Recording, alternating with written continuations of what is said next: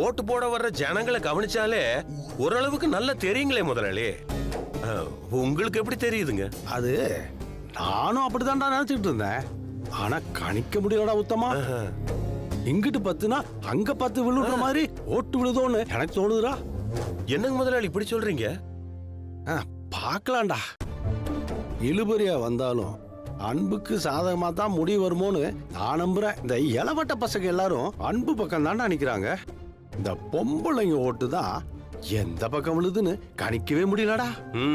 இப்ப சொன்னீங்க பாருங்க முதலாளி, இதுதானுங்க முதலாளி வாஸ்தவமான பேச்சு. நாம நினைக்கிறதுக்கு மாறா முடிவை மாத்தி விடுறதுல அவளுகளை அடிச்சுக்கவே முடியாதுங்க முதலாளி. அதான் சொல்லுவாங்கல்ல, லெப்ட்ல இண்டிகேட்டர் போட்டு அப்படியே ரைட்ல திரும்புவாங்கன்னு. அந்த மாதிரி வேலையெல்லாம் இந்த பொம்பளைங்க நேக்கா செஞ்சு போடுவாளுங்க. சரி, நீ அந்த பக்கம் வருவேன்னு பார்த்தா உத்தமா, ஆளைய காணமேன்னு தான் இங்க வந்த. நீ எப்போ ஓட்டு போட போற? ஆட போங்க முதலாளி, ஓட்டு போட விருப்பம் இல்லைன்னு தான் வீட்டுல உட்கார்ந்துருக்கிறேன். அட ஏடா உத்தமா இப்படி சொல்ற? ராஜேஸ்வரியை ஒழிச்சு கட்டணும்னு நாம அவ்வளவு வேலை பார்த்துருக்கோம். ஆனா நம்மளே அவளுக்கு எதிரா ஓட்டு போடாம இருக்கலாமா? நாம போடுற ஒரு ஓட்டுலயா முடிவு மாற போதுங்க முதலாளி. ஏய், இப்ப நான் அங்க வந்தேன்னு வைங்க, அங்க கட்சிக்காரன்லாம் இருப்பானுங்க, ஒரு மாதிரி நெக்கலா பாப்பானுங்க. அதெல்லாம் எதுக்குன்னு தான் நான் அங்க வரலைங்க முதலாளி. டேய் உத்தமா, ஏனு ஒரு ஓட்டு கூட முடிவை மாத்துறதுக்கு வாய்ப்பு இருக்கு. அதுவும் இந்த தேர்தல்ல ராஜேஸ்வரியா அன்பான்னு புரியாத புதிரா போயிட்டு இருக்கு.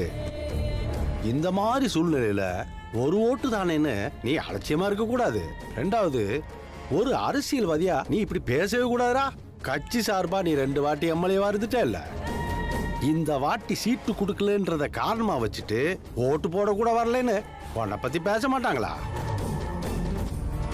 ஏய், இத பெரிய நியூஸா மாத்தி உன் எதிர்கால அரசியல் வாழ்க்கைய ஒரு கருப்பு புள்ளியா மாத்தி போடுவாங்கடா உத்தமா. அப்புறம் இந்த கட்சியிலே உன்னை கட்டி போடுவாங்க.